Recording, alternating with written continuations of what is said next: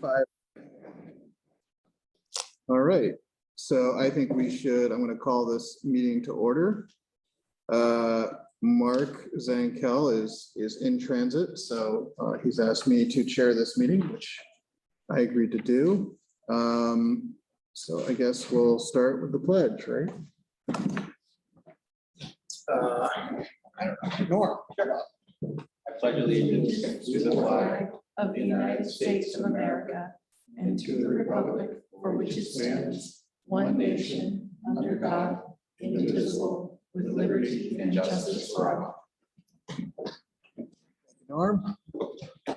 All right, so first thing on the agenda is approval of the minutes for April 14th, 2022. I'll move we approve the minutes. Okay, so we've got Ken, we've got Debbie is seconding. Any discussion of the minutes, any edits, anything wrong? Don't remember that far back. All right, then hearing none, we'll put it to the vote. All in favor? Aye. All opposed? They are approved. Moving on to the town financials, I will turn it over to Mr. Trom. Sure. I'd like to thank Kelly for getting this all together for me. If anybody doesn't have it on their computer or haven't had a chance to look at it, I've got some double-sided copies here. Does anybody else need that? Okay. Looking first at the revenue summary, and I'll note the revenue is just for the first 2 quarters of the year, just through June 30. Overall, things are going well. I'll just highlight a couple of items. The first is account 3186, payment in lieu of taxes. Actually, 2 things going on there. One is that last year at times I've talked about the issues we had with St. Methodius for payment of the pilot. We had reached a settlement with them, and they paid us $90,000, which shows up here under this line. The second item is that the other pilots, they have not been billed yet. So we certainly anticipate for 2022, this account is going to be significantly over budget. Motor vehicle permits, account 3220 is running basically 6% above budget, and that's really the largest non-property tax source of revenues for us. So if that continues, we'd be near $100,000 to the good, so that's great. Account 3352, state room and meals tax distribution, simply timing. The state probably pays us December 31. The following account 3353, the state highway block grant, again, it's timing. They pay us in segments, and we certainly expect to receive it all. 3357, the state flood control reimbursement. I believe we have now received that, so that's not an issue.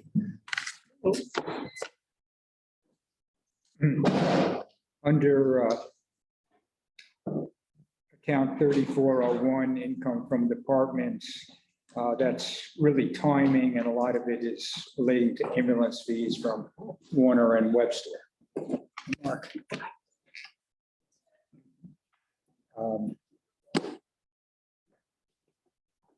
And those are really the major items. So overall, I would say that we're doing fine on the revenue side. And I'll just ask if there's any questions there.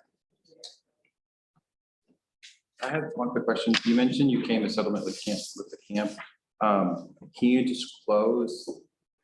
You reached a settlement. Can you disclose the difference between the two, or is that not public information? I don't think I can. Okay, all right. Anything else on revenue? On expenses, expenses are through the end of August, so that's 2/3 of the way through the calendar year, which is our fiscal year. And overall, again, we're doing slightly better than budgeted. Couple of things I'll point out is insurance looks like it's overexpended by 105,000, but that was due to a reimbursement of an insurance expense in 2020. It was booked in 2021, but the expenses itself are not showing up till 2022. Emergency management, 4290, it is very high, but that's simply just a federal grant. At the bottom on debt service principal for long-term bonds and notes and interest combined, we're not expecting any more expenses there. So that'll come in at basically 100% of what was budgeted. So again, things are looking fine. We're under road trimming and paving. To the extent there's funds left over, that'll probably be encumbered for the following year because of the difficulty of getting companies to do the work. The Tyler Bridge, they found more issues than originally expected. And looking at about 80,000 more than we had anticipated.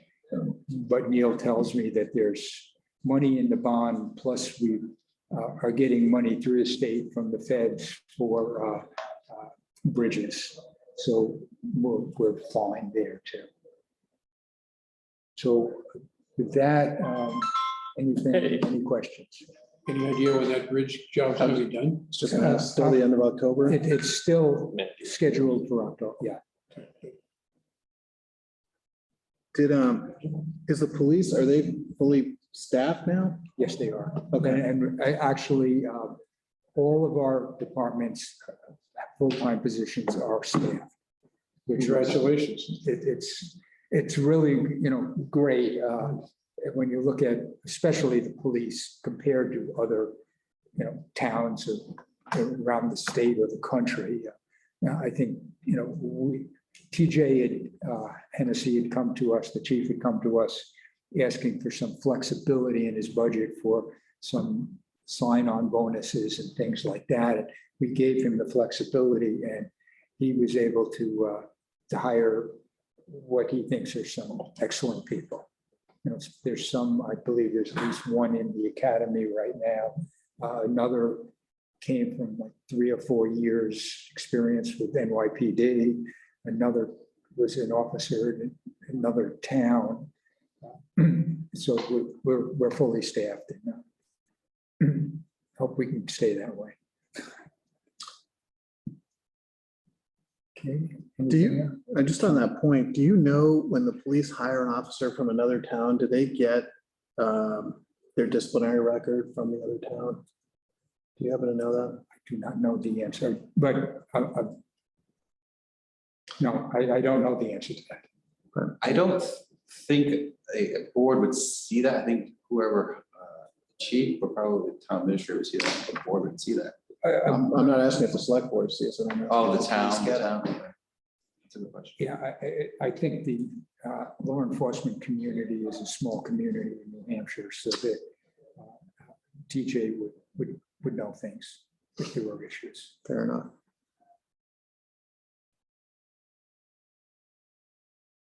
I guess then I'm done. So am I.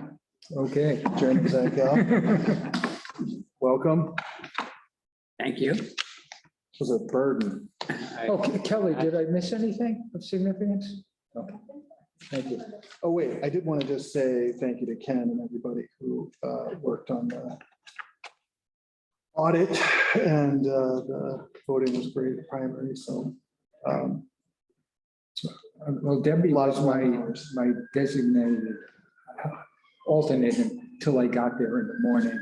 And as I was saying to Jonathan, just for your information, the polls closed at 7, but in part because the Secretary of State chose Hopkinton as one of 2 towns that wanted to audit the AccuVote machines. I got exhausted and I left a little before 10.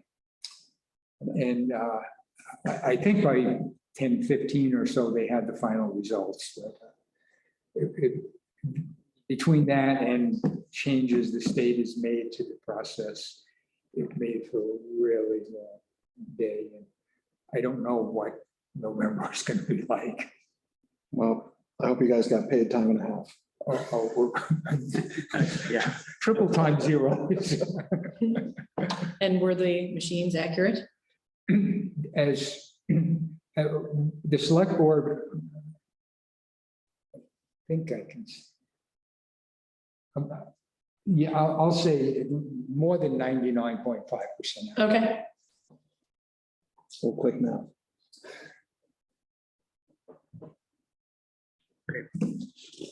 Thank you, Jonathan. Sorry to be late, everybody. Public transportation delays today. So Norm, are you next? Yeah, I'm ready to go. School board update, please. Yeah, I'm gonna go in a little bit of a unique way. So I just want to say, it's been a while since we've met, so a lot's happened in the last month. But I just wanted to say that, we finished the school year strong. It was great to see that our seniors had a great graduation and that our kids were able to go back to a sense of normalcy in person and learn experience with everything that changed in our district. Between the last time I was here, a lot's changed in the district.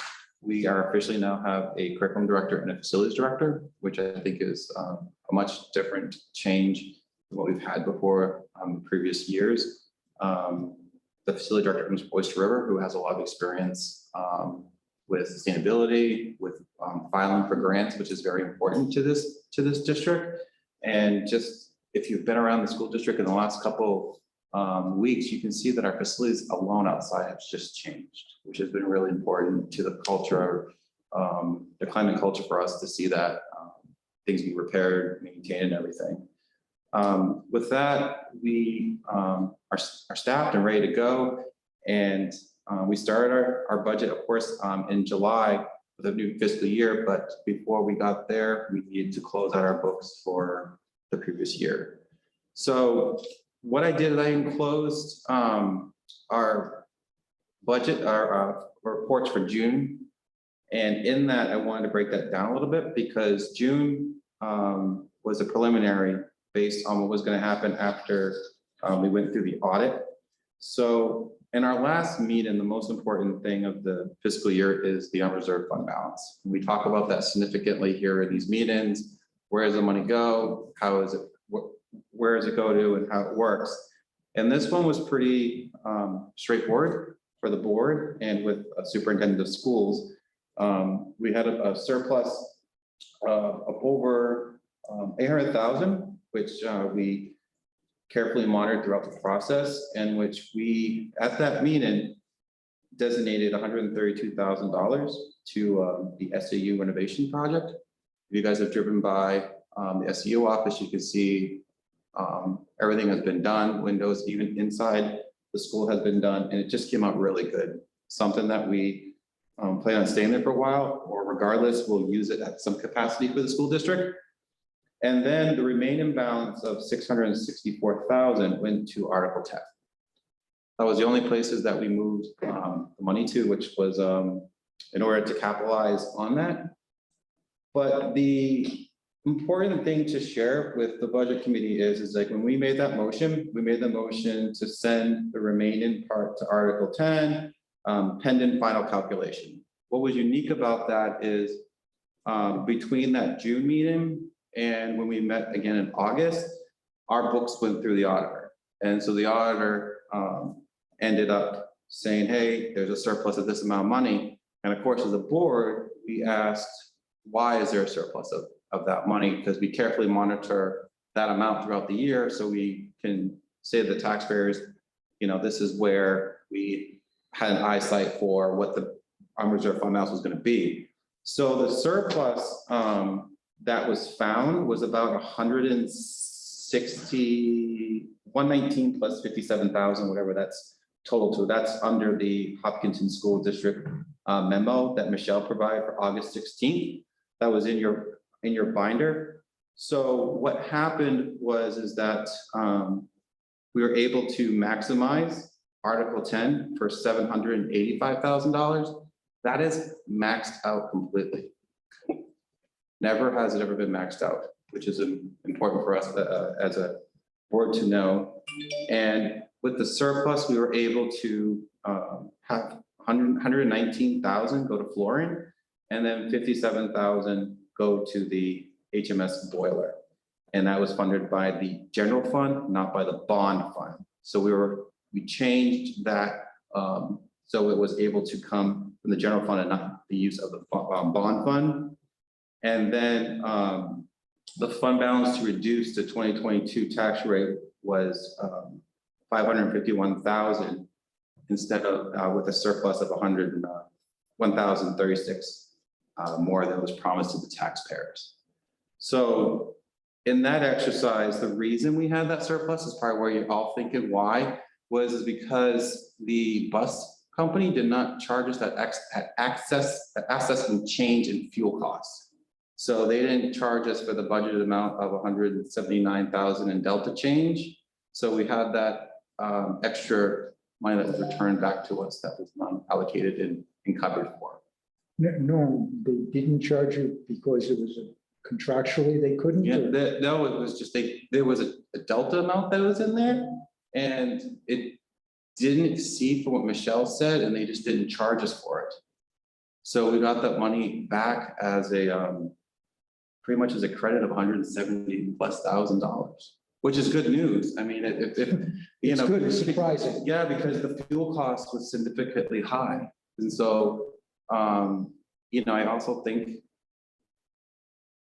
it was good, so I didn't really question it. I mean, I think it's great that we were able to get it back and kudos to the bus company for where it stood. So we were able to take that and pretty much rewrite how we allocated our year-end fund balance to max out Article 10, and then instead of using the bond fund, put it towards flooring in the boiler, which worked out for, I think, for everybody.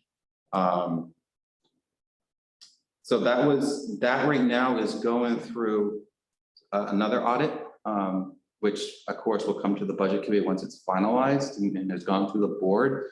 As you know, at school district meeting, there's an audit at the end of each year that shares exactly what the surplus was, how we allocated it for our one-time revenue or one-time expense, and it shares why there was that discrepancy. And in it, it should say the excess fuel that was given back to the school district. I asked Michelle about that because when you are committed to a specific fund balance throughout the year and you have your eye on that, it shouldn't waver by that much. But of course, you hire an auditor to do your books, and it's their job to be able to say, hey, I found this and this is why. And then to be able to have it be on the positive side for us was a win. So we were able to max out Article 10, which I think is great, which is of course 5% right now of the town asset value, from my understanding, and go from there. So that's an important part to share because there was one financial statement at the end of June where we allocated these resources, but when we came back in August, this was information that was given to the board of a change in how the fund balance was allocated. I'll take some questions before I continue. Questions? Can you just quickly say what was the original proposed fund balance and what is currently? Yes, What was approved essentially by the board? yeah, so the board approved, so 664 plus 132, whatever that is.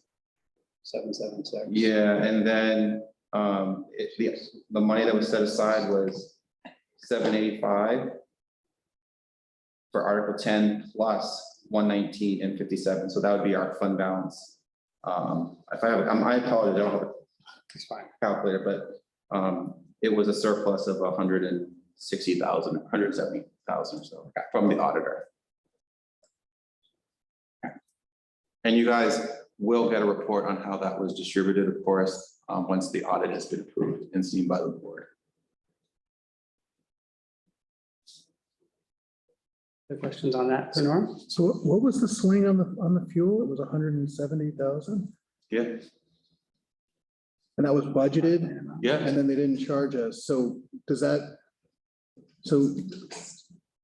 mean that the board is going to reassess how they There's budget the transportation moving forward based on that, or?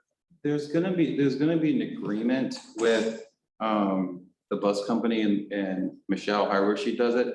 I think because it was a unique year with some variances and deltas in there that they were able to give that back, but I can have Michelle unpack that more. Because I was really surprised with the amount, but I mean, It might be helpful to just get maybe a brief memo from Michelle. Because it's such a significant amount of money and It just feels to me like it doesn't seem likely that a company's just gonna eat $170,000, so. I'll have her it feels bring up like- the language on it, on how it was done, and I believe also, Mike will be here for our next meeting, if the budget committee is comfortable with that, where he could probably also unpack it too a little more clear. When you say language, you mean like the contract? The contract language and the agreement between the two. I'm just curious as to, at first I was very surprised, because you said this is fuel related, right? It is. For them, and with fuel having gone through the roof for Mhm. a while, it's just so surprising that we actually got some money back, and I'm Yep. just wondering how that will affect going forward with fuel costs expected to potentially go back up. Yep. And it's good to have had the surplus, but could that surplus possibly be earmarked also? It sounds like it's been used, but with the potential for increase in fuel costs, I'm just wondering how we're padding for that, preparing for that. I'm not sure if there's a pad. I'm sure it's interesting when you get a credit back, how you interpret, what data you're going to use in order to budget appropriate for. But I'm happy to have her to make a memo or have Mike explain it. Make sure that it's clear that what I'm saying is correct and what I gathered when I listened to the meeting. But I thought it was an interesting thing to be able to see, how we were able to work with a bus company and get that fuel and put it to positive use. I think what was important for me was that we were able to maximize Article 10, which protects us in the future too. Yeah, I would just wonder if the fuel company had not hedged their fuel costs Yeah. or had a fixed rate yeah, contract. maybe they locked in some. Yeah, exactly. And it may really hit hard next year.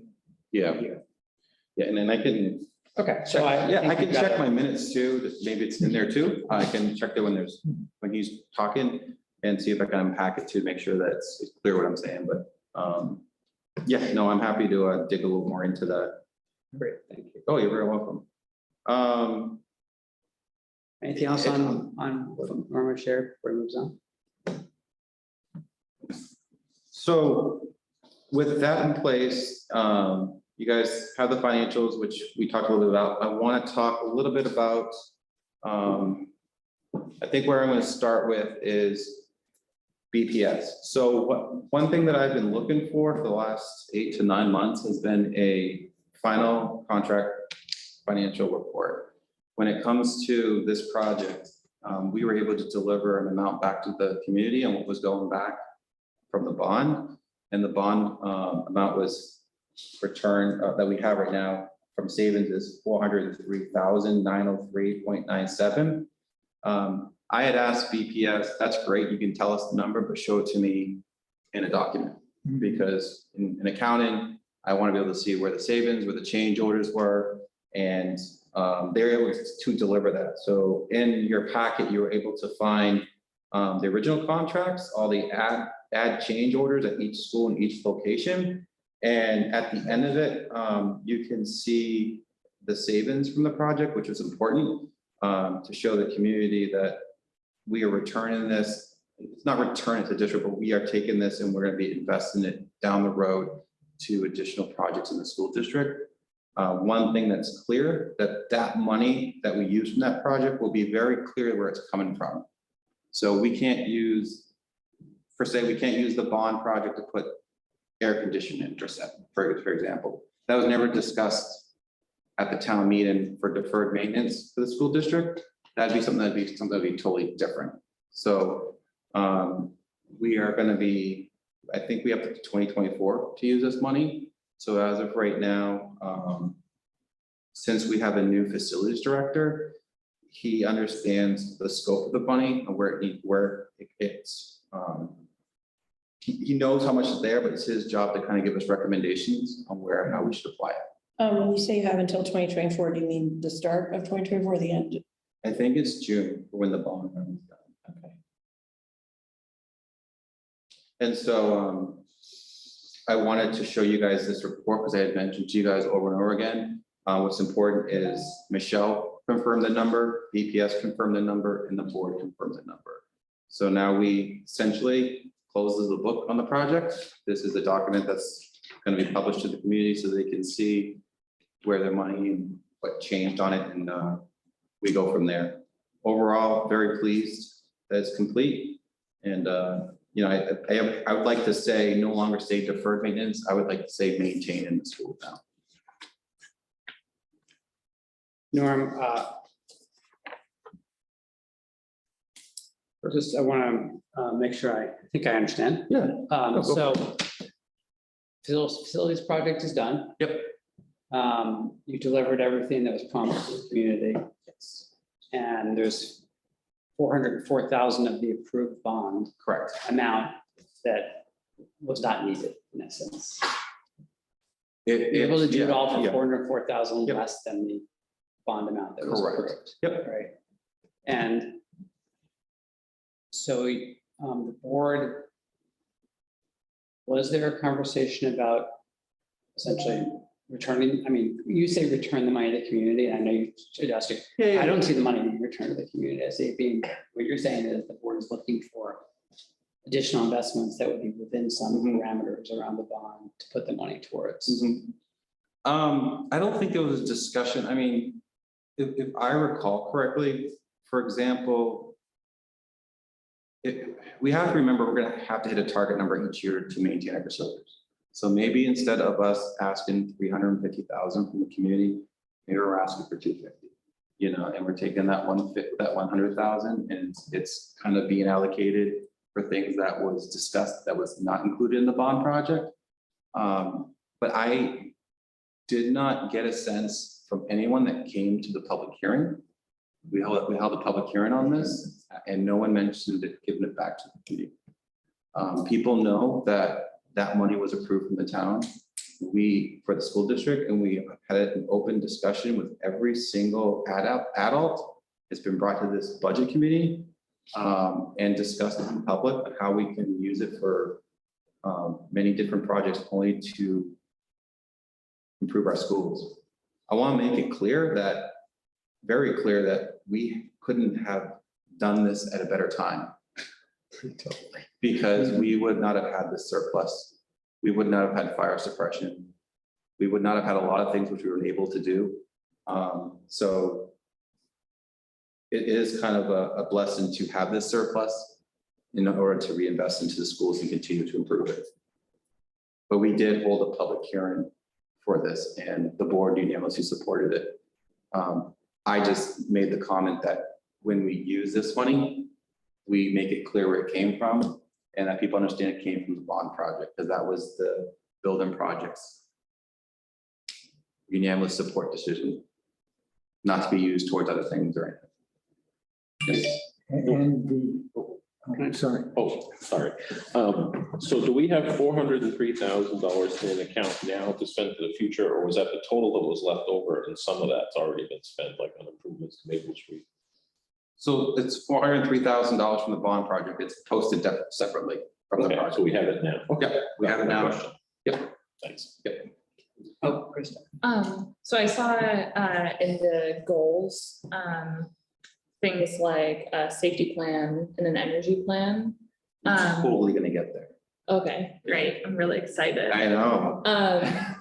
I was wondering, if you think any of the 400,000 may be allocated to those things, or if they just fall without, like, out too much outside of the confines of the original bond parameters. So it's a very good question. I would say the only thing I recommend, I recall hearing regarding the bond project was safety and security, but I don't know if it would fall in line with that. It's definitely not sustainability, unfortunately. It was not something that was discussed in the bond project, if I recall. Was there an option when we did the bond? I remember, I don't clearly remember this discussion, but if you didn't need all the money that you bonded, you just got a lesser bond. Instead of 10 million, you got 9,000,005. Was that originally a prospect? I'm going back to what Mark was I think alluding to that. Rather than saying it was given back to the town, you just don't borrow the money as much as you originally got approval for. It's a good question. I'm not sure how that works because we did 2 bond runs. So in order to alleviate pressure on our tax rate and for the community, we did 2 bond runs. One was 4.5 million. And then we did another one. I forget when that other second one was taken, and we didn't know this amount until later of the savings, but it's a good question. I can check with Michelle on, but We obviously used the first bond up, but you went beyond that number, but yeah, it just, First bond it was small. it seemed like, there was some discussion there that if you, or anybody requests a bond, if you don't use it all, you don't have to borrow that much money. But I have no problem with using it legitimately for other things, but that may be a question that's raised down the path a little bit further. So it's a very, rather than saying, we're giving it back to the town, I don't see it coming back to the town. It's still there. yeah, I guess I'm using the school board type of phrase, how we give it back down the road when I'm thinking of finances, so I understand where you guys are saying about that. You've already taken it. Yeah, no, we definitely have. We've had discussions here also about cheap money, right? And the rate we have on that is very, very cheap. And so that would be my argument to say we are in a good position with cheap money in order to help improve. But I do understand your point, though, is it possible not to take as much as the bond? That I do not know. I'm only thinking of the questions down the path, have a good answer to why you're doing what you're doing. And then just have it all flushed out that, obviously this is borrowed at a much lower rate and you do need no money. So this is the best bargain you could possibly get, but just have that as part of the explanation.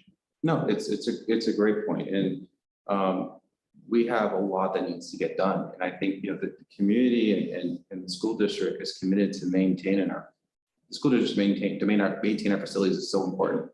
And that's why I think we try to take the word deferred out of it now, because we have done, I feel, an excellent job of continuing to improve the schools where every single building has new flooring, every room. And that is just great to hear. And to be able to say that, we've had to solicitate people to bid on it because nobody wants to do the job. Nobody wants to give us a price on many things, and we have to go out there and get the work done.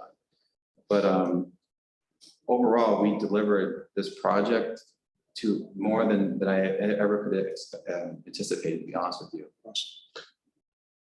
But I think the question that I'm hearing goes back to Rich's question, which is, did we take the money? The 400,000 is someplace right now? Yeah, we have the money. It was bonded. Yeah. Yeah, I mean, so we have the money, Yeah. so then it's a question when you do. All the additions which is a to the separate original question. Right. prospect, the original proposal, those are all covered. This is just over No, above that. Yeah, I follow that. I'm just saying, but because to me, I mean, I agree. It all goes back to the conversations we've had before, which is that's cheaper money than you could possibly get now. Well, specifically, what account is that 400,000 in?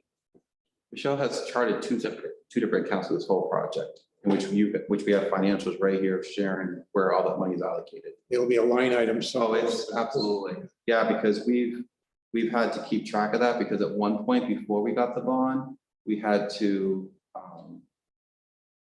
kind of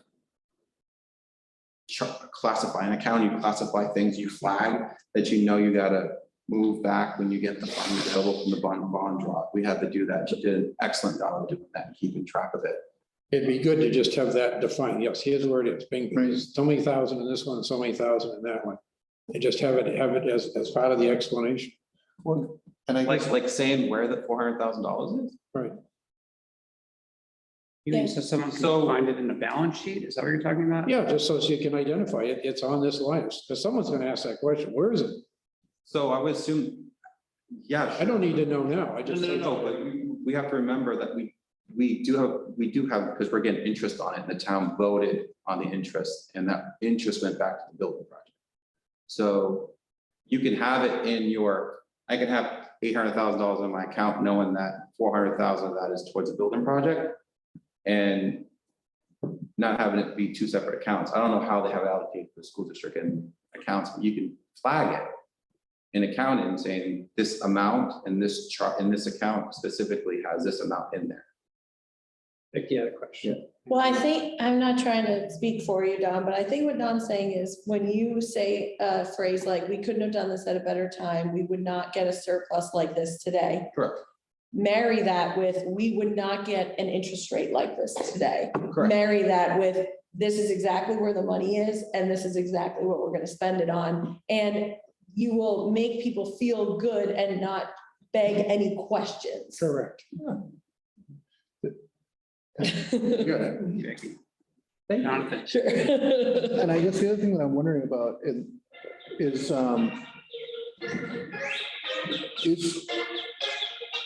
the money, does the money have to be used for specific things because that's what the town voted on?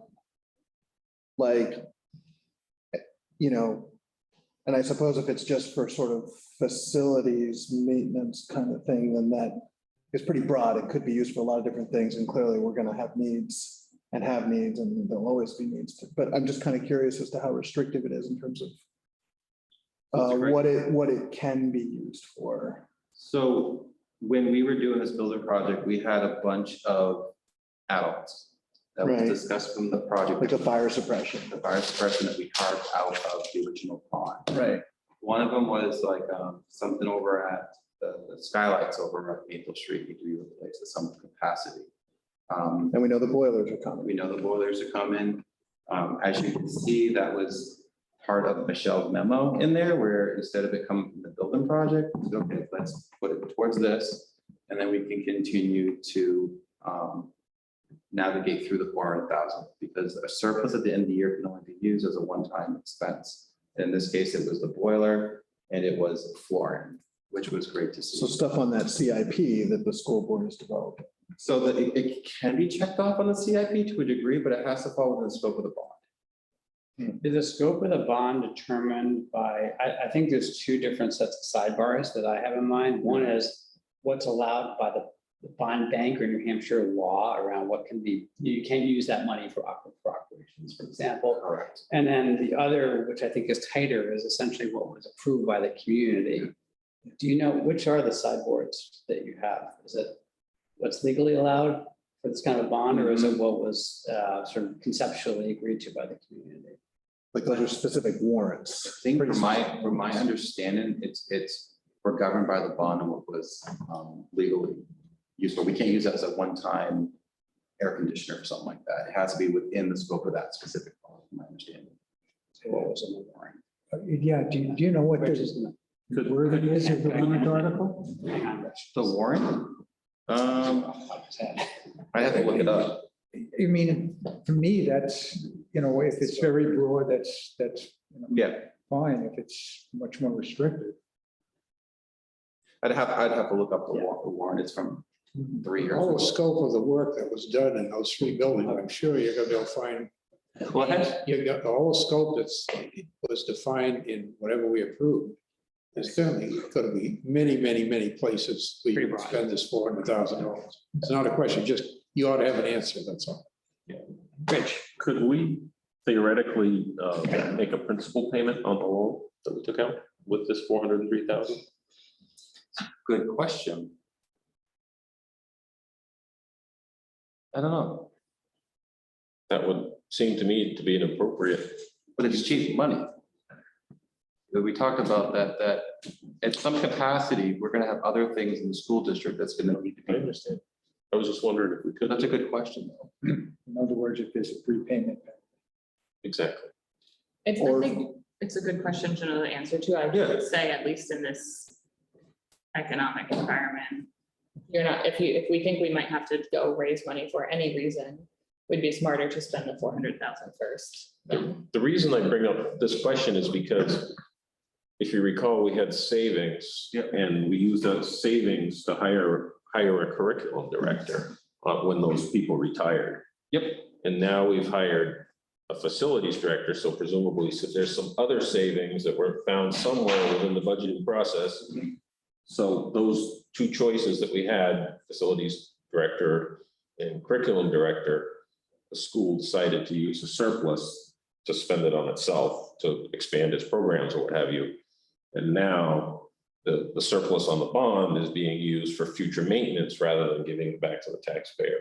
So I'm just trying to get things straight in my mind. Is there any kind of surplus that will go back to the taxpayers rather than being spent on something else right now or in the future within the school district?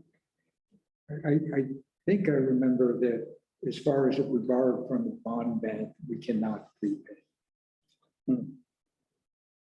I think the question for this, or one thing for us to think about going forward, and I'm sure you alluded to this, Norm, for the school board, is if you have this 404,000 for facilities related projects, which is great. Like, we should come back to the thing, like, it's great. Congratulations. It is. Good job. Yeah. That, there's going to be some budget pressures this year in a period of very high inflation. There's just going to be things that are high wage pressure. There's going to be some budget pressures this year, and this could be a relief valve for what you might have anticipated putting in for CIP related things into the operating budget to provide a little bit of budget relief. Yeah. That's certainly, I guess that's something that I'm going to be thinking about as the budget goes forward. I agree with you. And that's probably what, we know there's going to be a bunch of different things I think are going to be, we and the community have to grapple with. And I will say that the counterweight in my mind to that thought is how expensive it is to borrow money right now and the needs of maintaining the facilities. And so to me, that's the sort of two sides of the scale. If we know we're going to have needs, we always have needs. We have a CIP we're developing, we have other needs. Then it's a question of going back to Tom's presentation on trying to fund it by bond as opposed to trying to plan for and how expensive it is to kind of do it last minute all the time. So it's, to me, those are the two things to consider. But is hiring more personnel a need? So, I mean, What'd you say? Is hiring more personnel a need? Some would say it is, and some would say it's not. All right, I think we've heard that. yeah, Is So- creating more overhead a need? I don't know. yeah. And I'm not weighing in, I'm just saying, to me, that's why I'm framing this issue in my mind. I'm not Yeah. taking a position, I'm just sort of saying. Yeah, and I want to go to Rich's comment about the two new positions, and I think that's something Mike will kind of unpack when he's here, and it's also something from the finance committee will also be making some type of report that we've alluded into a meeting, so people understand where those positions come. It's important to know that since we have a new facilities director, job description completely changed. And internally, a lot of things have happened with retirees and all that stuff. I don't want you to think that the surplus from the school district was used to fund these positions. I'd like to make it clear that, we had a substantial amount of retirees and some leadership members that left the school. We lost Bill, who's been here forever, and with Amy leaving, that definitely was a change in delta in our school district. And so with having a new facilities director, the delta there and other things, I don't look at that at all as a way of encumbering a savings of a substantial amount in the district. The board supported the facilities director. I think this town should be extremely happy. It relieves a lot of pressure off Michelle. You know, I was very pleased when he reported to the board 2 weeks ago that he applied for like 9 bonds. I'm not 9 bonds, 9 9 grants. Great. 9 grants. And for me, it was great to hear because if there's free money out there for this town, we need it. And I asked him, I says, can you provide us with the information of how many you've done and whether or not we've gotten approved? Because it's a lot of work to apply for a grant, but I also want to see that what are we applying for and what are we receiving and how is it being allocated? Because that's his job, you know, maintain the facilities and apply for these grants. And I must say that it's a very different vibe that I've never had before, to have someone come to our meetings and say what we need and what we need to invest in to look at. Because I don't want to be down this path again where we're having issues with our facilities. But I do encourage you when Mike comes to the meeting to discuss that with him, and he'll very honest share with you. Very welcome. It's a great question. Did we, I walked in just a few minutes late to this meeting, but when do we expect Mike to be here for? I know that he Yeah. came, yeah, is there an estimated schedule for him coming to these meetings this year? Yeah. Yeah, so that's a great question. So we start our budget process first week in October. And I asked Mike to join me for our meeting in October, because that will be kind of a midpoint in our budget. You know, we are still moving in the process of how we did it last year, which you guys all agreed that you liked. I don't think anyone here has deviated from that feeling. And so by having Mike come in here and really explain where we are in our budgeting process, to kind of give you a feel for what it is potentially all in, to what questions he can answer better than I can, I think it's fruitful for everybody, because instead of me just bringing you a number in December, January, you can kind of get a sense of direction of what he might know, might understand better than what we might know and see behind the scenes. Because ultimately we meet with the leadership team first week in October. They'll present their budgets to us, we'll ask questions, and then ultimately Mike will deliberate back and forth with his team, and then we'll have a second meeting in October, and then we'll be a fast turnaround to this meeting. And then we'll just have maybe an idea of where things are going. So he'll be here. That's the plan. But things could always change with this wonderful world. It might be useful then when he comes and to Rich's point. It seems like there were questions at the end of the year around like exactly what the role of the curriculum director is and the facilities director. And it might be nice to get kind of an understanding of, you know, I think he already explained how he envisioned the role, but maybe like how they're shaping up, like knowing that we've applied for 9 grants is something I wouldn't have known otherwise. And that's a factually helpful thing for this community. So if he could just kind of give a brief overview of like what they've achieved in the role since starting. Oh, that may not have, you know, happened if we had. Yeah, I didn't share with you guys, because I try not to swamp you guys with so much. And he said he fell asleep reading my notes. But no, there's again. But you know, Rebecca gave us a report, her first report on being a curriculum director. She walked us through stuff that she's been working with. And it was a report to the board, report to the community, really explain the hard work that she's put into it. Bringing that here, I didn't know if that was relevant or not. I tried to limit the packet because I tend to go on and on. But when he comes, please ask him, you know, because you're not the only community member to ask about the job description and what she does. It was posted online. It was a very lengthy process. There was some back and forth regarding the facilities director. Again, his position was posted and it was much different job description, and because Michelle's no longer part of that, it's directly his position, and Mike, he reports specifically to Mike. It's also my recollection that Mike used to have that job. I did not know that. Yes, think that's what he said. I remember that too. That's good memory. He came right from that job. Yeah. To here. The Jim is, I've learned a lot from Jim. You know, I really have enjoyed getting to know him, and I think Jim's gonna do a lot for this town and for the school district, and it's very good that we're able to have someone with that significant experience like Oyster River. I will say, as Norm Poofall, as a board member, I was very happy to hear that he has a lot of background in sustainability. At Oyster River, he was part of their, the driving force of that, and it was really great to hear. Anything we can learn from him to help make these schools sustainable would be fantastic. So that was my number one question for him during the interview process. I guess I would say, Norm, that's great. And, you know, we're the budget committee. So I think in terms of bringing stuff or asking the superintendent, I think speaking to, you know, what's the value proposition to the town of these new positions and what has he learned about that as they're now being incorporated into the budget would be great. And it doesn't have to be the full breadth and extent of what you heard at the school board, because that's a school board thing. We can go to the school board meetings, but I think a summary of that would be really helpful for us as budget committee members who, you know, you want to be supportive of what the school is bringing forward, including these two new positions.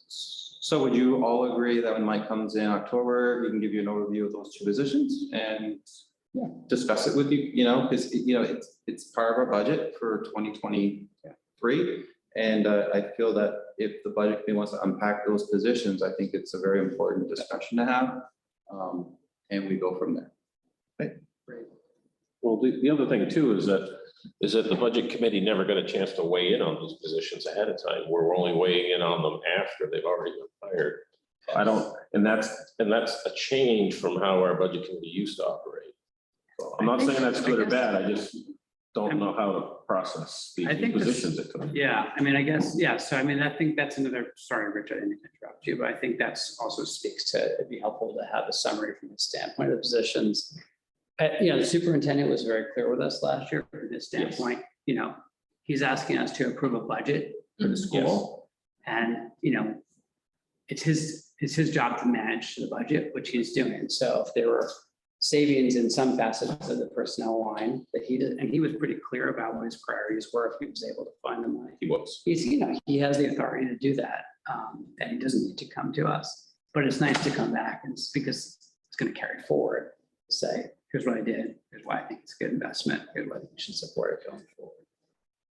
Yeah, and I hear what you're saying. You know, I think one of the things that happened in our position was that when we were going through this budget, we were pretty divided as a board on some of them saying like, we want to support this position, we want to support that one. And we were really split down the middle.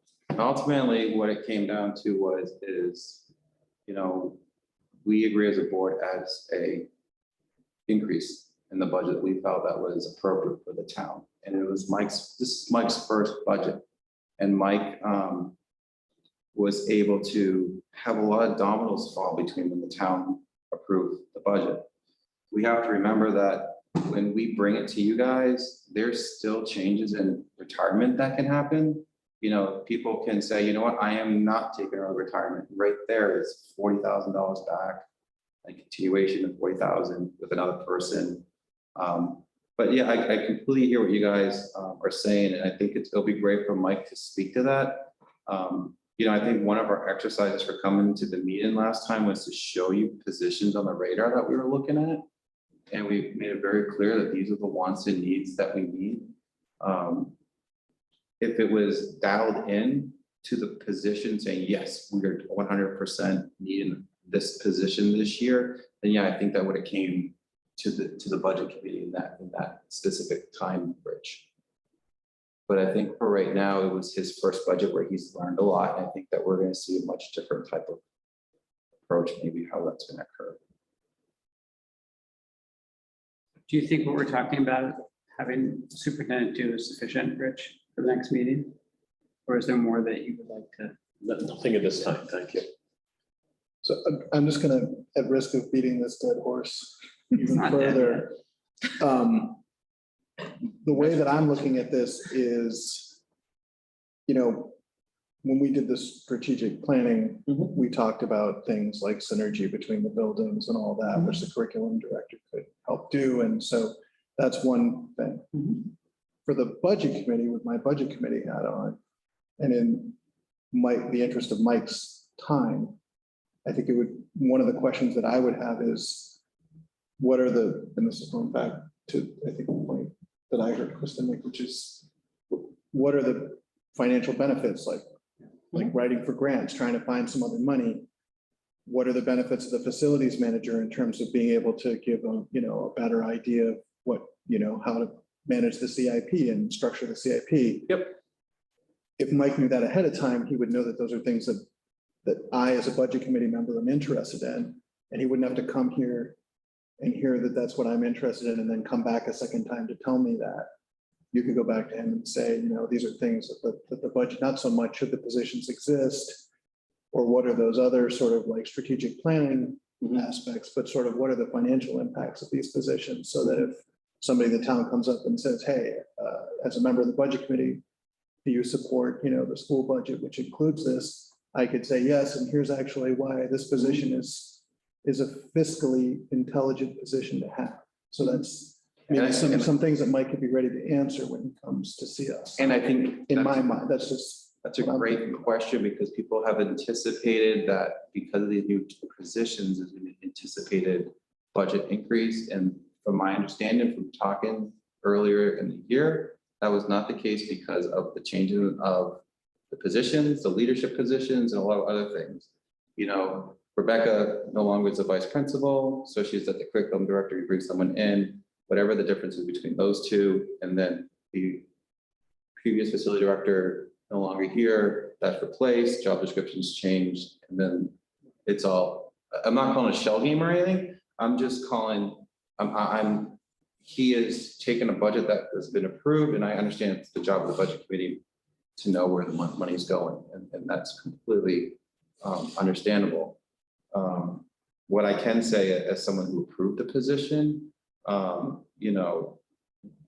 it crossed all the dots and T's for us that was approved from the town for the strategic planning.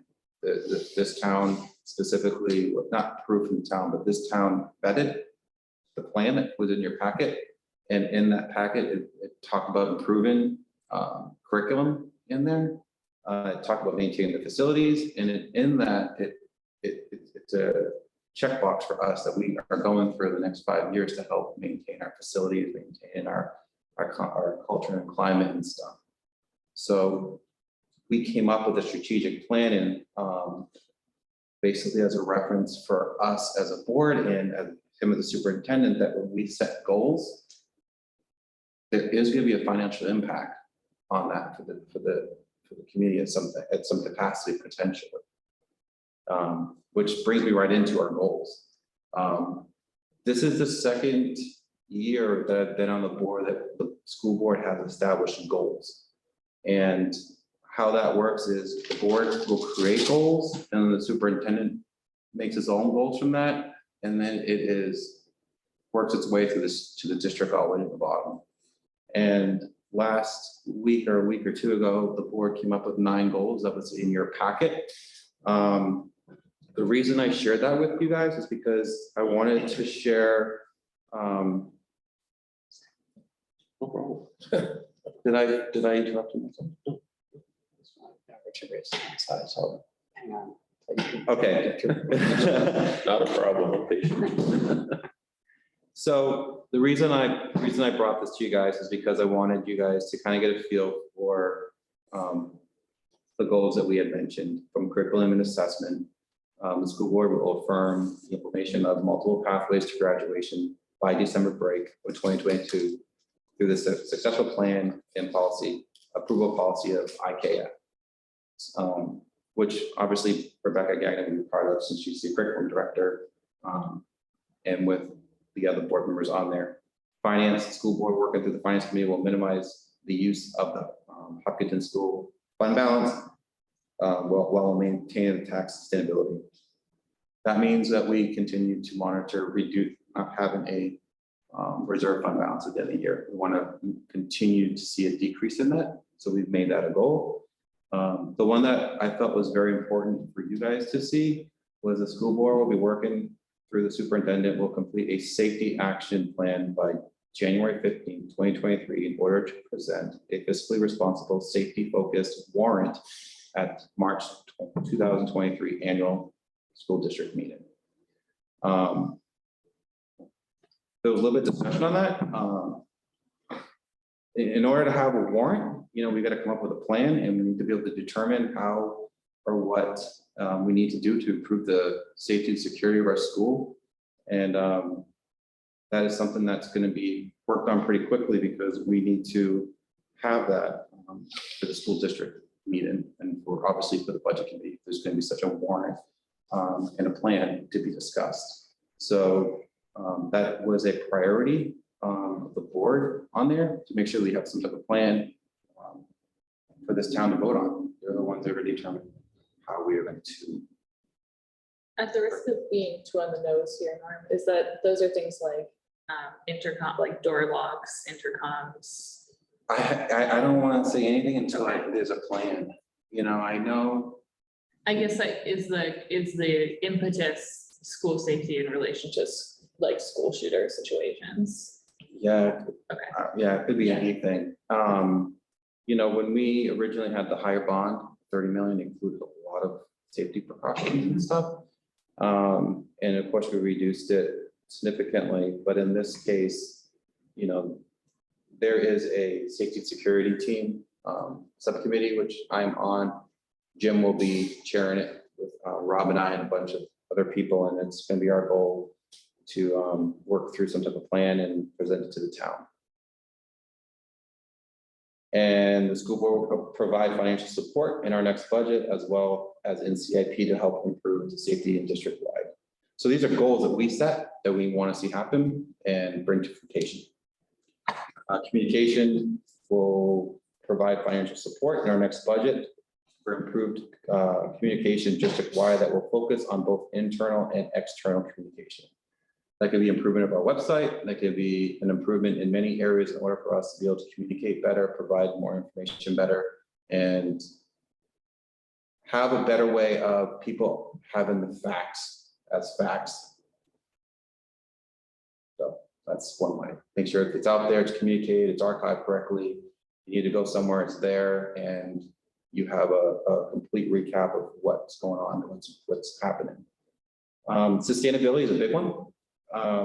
School board will create and implement a board-led energy management planning committee with the goal of completing an energy action plan by January 15th, 2023. This could be another group that's going to be developed and created, probably with 2 board members, and however they decide to do that and work on that, and go from there. Personnel, school board working through the superintendent will establish multiple pipelines to recruit and attract and retain the highest quality personnel. The school board will reevaluate and update the annual superintendent's evaluation process by the end of February 2023. So with personnel, that could be from recruiting at other colleges, making a presence at Keene State or other schools. If we haven't been anticipating opening to recruit a student that maybe out of school or 1 year out, to bring here to Hopkinton, just ways of communicating and marketing ourselves a little bit better and getting someone here, which also, might potentially have budget savings. Bringing someone in here who is, maybe 2 or 3 years out of with experience, it helps a little bit. And then the final one is, what was on me? Policy is that we're reviewing all our policy. The school district on that. So we have been busy, and these policies were approved last week, and we have a meeting next week. So I anticipate that some of these will get going, especially probably the committees for sustainability and safety and security. I know will meet next week. So there's going to be continuing ongoing discussions and things that we need to do to meet these deadlines. We want to make it very clear, on safety and security, that there's going to be some type of financial impact potentially on that with a warrant, and that the board would support financial support in our next budget to help with that. Are there members of the community on the safety and security board or committee? I Or is it do just not the know. board members? I think honestly, I hate that word right now. I think right now it is the board and police chief, the fire chief, and I think some teachers. The reason for that is a lot of confidentiality. Confidentiality, like what? You're a lawyer, you know. I know what the word means. I don't know how that factors into policy about hardening a school. So I can't discuss things in our safety in public, like, you know, or around someone who is not. It's hard to explain. You mean, I guess there. You don't want to I guess air. you don't want to air where our vulnerabilities. vulnerabilities. We I guess I also understand that. discuss. Okay, Yeah, and we also discuss student, you know, student issues that maybe happen with security or whatnot, like someone's hurt. yeah, okay. Yeah, I mean, I think it's really That'll be tricky. interesting to see how that is rolled out, because especially if that's gonna go onto a specific warrant asking with an ask. I think that'll be a very interesting thing to play out. So if you have, let's say, a facilities director who is in charge of, you know, come up with a plan for safety and security, and then you have 2 board members, police chief, Fire chief. a fire chief who knows safety. One's hired, both are hired from the town side, and then we hire. I'm not sure how that'd be an issue with rolling it out to the community when you have the right people per se on that, then that's their job to provide safety. Well, we'll see how it all comes out, but I think what I'm hearing you say is people should just be deferential. And what I'm saying is I'll be interested to see what the specific ask is and for what purpose and what the rationale is for that, other than the police chief says so or the fire. No, chief says so. I hear what you're saying, and that's why there needs to be a plan and there needs to be work done on that. And I'm even not sure where Yeah. they even start with that. I've only been to 2 meetings and they were very short. And then we had this as a new committee. So originally it was just me and now Mr. NATO's on it with me. So I guess that's kind of elevated it now to 2 more board members, 1 more board member on there with a goal of being able to produce this safety action plan. Did you consider, was Go that? ahead, Krista, and then Deb. Did you consider having one of the school mental health professionals on, Who? one of the school mental health professionals, like one of the counselors on the? You know what? I don't know all the members on there. I can't recall all of them.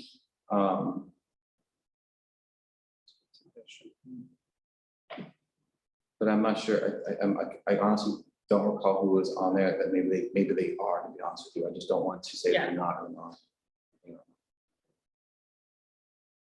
know. I just wanted to say, first of all, thank you for all the goal setting and all the hard work that is really visible that the school board and Mike, all of you have gone through.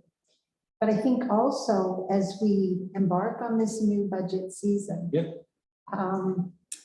I think I also am trying to figure out a way that we as a budget committee are setting our goals.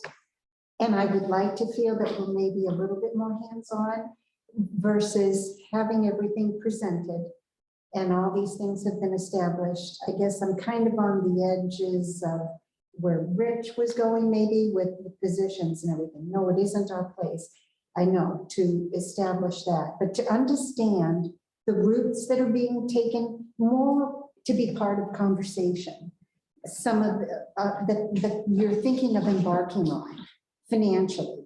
I think as a budget committee, I'd hate to think that we're just on the outside and then the different boards come in and present things that have already been established, put down. Here's what we're going to do and here's our budget. I really hope we can be included in more of a discussion of where things are going, why, whether it's whatever category we're in, you know, the safety, setting policy or whatever. is being looked at, just as the budget, which really encompasses all of these things, is that, I'm not sure policy would be budget committee. okay, well, anything. With all due respect, Debbie, the policy is. You're right, you're Not be right. So budget. anything financial, I guess, I feel like we would like to be more, Agree with you. I speak for me anyway, but Yeah. more a part of the planning and how things are being formed. Is that asking too much? And I think we're on that path. You know, we looked 4 years ago before I got here. I don't think we had this type of relationship. I mean, if anyone thinks we did, I didn't see it. And I think, you know, last year with the new superintendent, when he came here, the initial budget process, you know, our goal was to show you what was on the radar for the school district. So you guys weren't sticker shock, or you guys weren't asking why. I mean, I completely agree with you to understand the meaning of the position, how it affects, you know, future budgets. That is great questions for everyone to ask and get the right answer from the superintendent's mouth. And there's a lot of things that go on internally that I'm not grounded, I can't even discuss. That's Mike's job. But I can say that, you know, when it comes to defending the position and asking for the financial impact, that gladly Mike will explain that to you. Where I struggle sometimes is when you guys approve the budget, things change. And we can't come back here and be like, hey, you know what? 5 retirees said they're not gonna retire. And now we can't reinvest into our schools. Because ultimately we talked about, you know, what the tax rate was gonna be in town, you know, what it was gonna be, you know, and now we're at a position where we're like, okay, this happened, this happened, this happened. You guys approved it, warrants approved. Where's that line in the sand where we say, okay, budget committee, do we come to you before we post the position? I don't see that. That's just me. I mean, because ultimately, I agree with you guys should know where the things are going, but where is that window kind of? So let me chime in for a second, and then, Rich, I want to make sure, are you still waiting? Oh, well, I was just wondering, I want to. after having- And then I have a couple comments. after having time to reflect, if there was anything else I'd like to ask our superintendent. It's just, you know, what's the policy on surpluses? What? What's the policy in the future going forward going to be on surpluses? On surplus? Yeah, surpluses that come up within the school district. Budget surpluses. Budget surpluses is, okay, so we approve, I'll pick a round figure, $30 million as a budget committee, and as a town, we approve $30 million. If all of a sudden we come up with a $500,000 savings, does that mean we never see it again? It's just, if I don't know, something happens, if we get a bunch of students leave or a bunch of teachers retire or something, does that mean that the town never sees that money again that wasn't needed? And I think, so I'm gonna just, that's great, because that leads into what has been sort of bubbling in my head. In terms of this committee, I mean, I don't think there's a capital P policy, right? And this applies to the town as well, right? The town gives us a budget.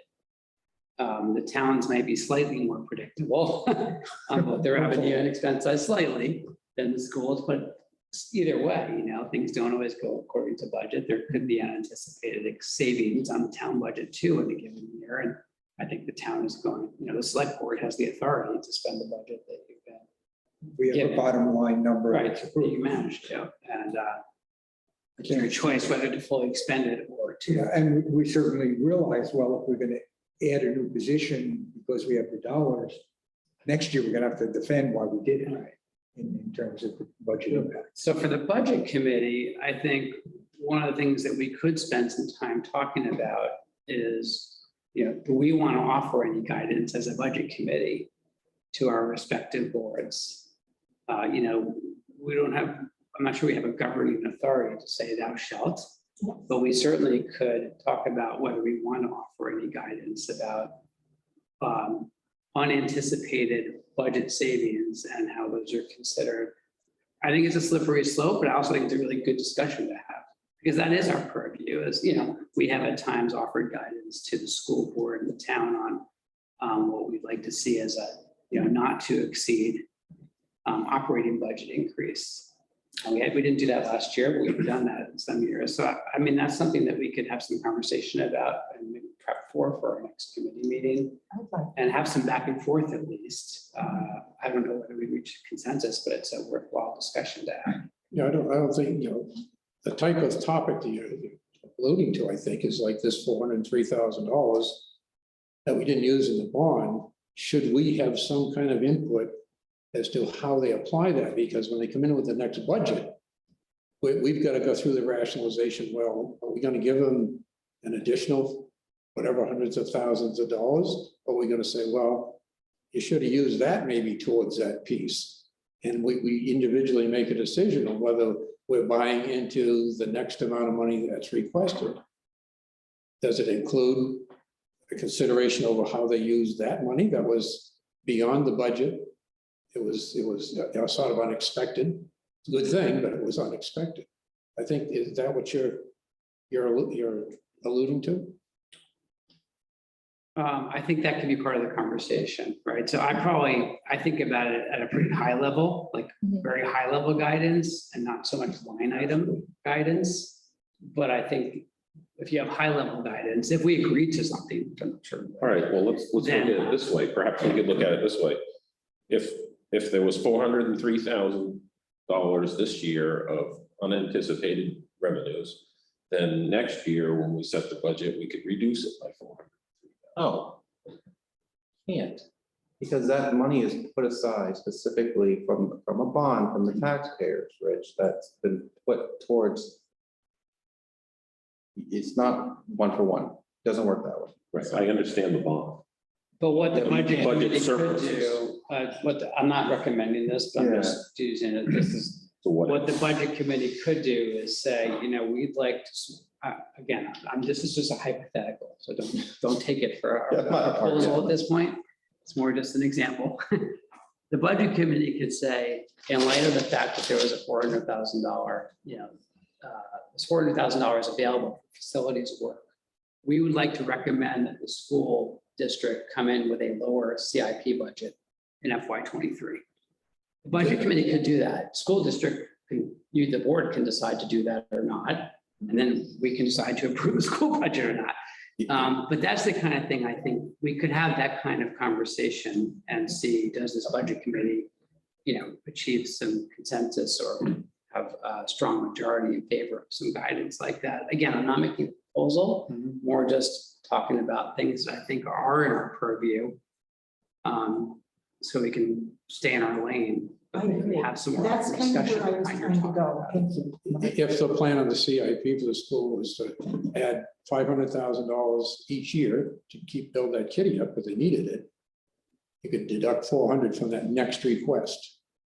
Isn't that what I said earlier? Yeah, you did. I I think did. that's That's what we so- talked, but we might want to make a request Yeah, or yeah. a query or whatever.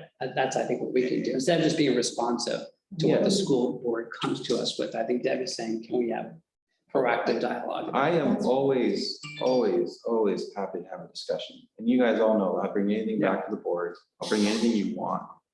I've made that very clear since I've been here. And I'm always welcome to think outside the box. What I caution is I don't want this feeling that we presented something to you and then did something different when we had the budget last year. Because when we came here, we really, in good faith, gave you what our budget was. And then a lot happened between now and after the town approved it. And, my I don't think mind, there's anybody who's suggesting that there was anything and not. Well, I got the feeling- I think you can have it, just, it's, so you shouldn't feel defensive. no, I don't feel And, defensive. or that you're being Yeah. attacked. What I'm hearing is, sometimes there are unanticipated savings.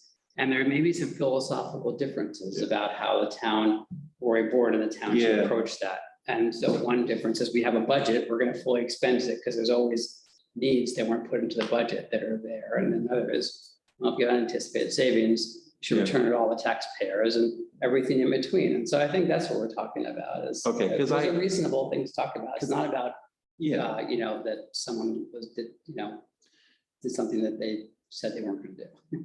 Agree. Okay, that makes a little more sense because I didn't know there was gonna be a posting for positions. You know, there's a set amount the town approved, you know, and then things change that I don't know about, and that goes on to run the school district, which is Mike's job. And of course, when these positions come to the board, I'm within my voting power, I can say yes, I can vote no. That's my elected job. And with talking to him, the board and all that stuff, and then understanding where it came from and how it's applies to the budget and the ramifications for the future, with good faith, we could say yes.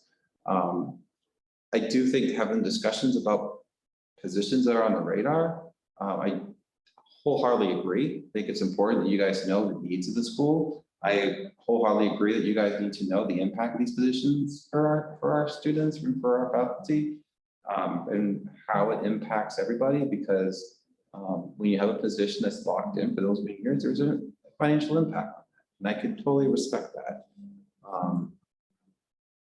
But the best person to address that is definitely Mike. He's the one that can vouch for that. I would just add, and again, like I certainly don't want you to take defensively, Norm, because it's. I'm not, I know, I'm sorry. I actually think like sometimes the more open you are, the more questions you get.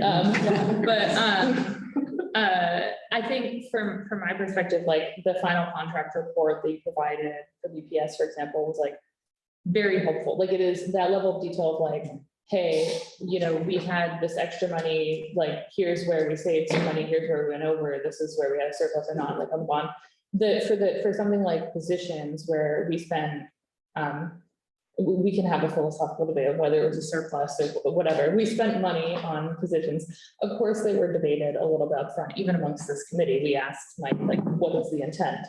From my perspective, it's more about, even if we have the ability to weigh in up front, it's still good, I think, practice of accountability. Like, are these positions, or in the future, maybe it's like a program, for example, are they delivering the value that we expected them to? So that we can kind of track in hindsight whether it was a smart investment, and then that would guide future decisions, right? So it's like trust building, and it also because Mike is going to come back, hopefully he sticks around as our superintendent in future years and ask for funding for other positions probably, or other programs. And I think it would be helpful to start to establish kind of like, you know, we expected the facilities director to do X, Y, Z. They came in and they've achieved this. Oh, And so we absolutely. as a budget committee can then, you know, close our eyes at night knowing that we approved money and it was spent well. I can assure you that that's something he can definitely have a discussion with you guys. You know, it's like with our facilities director, you know, CIP will be revamped, you know, stuff that he's done over, you know, at his previous job. You know, he's going to give us an accurate number, you know, what we need to invest into our schools. And I agree with you guys that when we have the 403 statements, that's fabulous. It really is. I'm so proud of this project. I could talk all night about it, here till 11:30, which I don't want that. It's not. No. But it is a good question to know when we are in our budgeting process, how that can help alleviate the budget and the warrants for the town of Hopkinton. Can we all agree on that discussion? That's where I'm gonna take down my defensive a little bit. I understand where you guys are coming from. But I will also want to make sure that you guys are getting the right information, and that would be from Michelle and Mike, and how that can be allocated. I worked extremely hard to get this for you guys, because I'm very book driven when it comes to seeing data. I don't like to tell you guys that we have 403,000, you don't have something to see. And I was on them for 8 months to get this, and it's very important that we can see what this town gracefully gave us to improve our schools. But I'm excited to move forward and be able to have these discussions on how we can get through our next budgeting process, where maybe we didn't do it the first time with the superintendent, where maybe there's a little more of a better communication. He made it very clear that the second time will be much different for everybody, because it was his first time. It was my first time working with him in a budget process. So I'm excited. Thanks, Norm. Vicky. I have to write down that I'm asking this question. For the second bullet point under the personnel goals with regards to the superintendent's evaluation being reevaluated, updated. I have a two-part question. So the first one is, who requested that this be updated? Him, or is it the board's idea? Boards. Okay. Second question, would there be a financial benefit discussed for the superintendent if he has a budget surplus?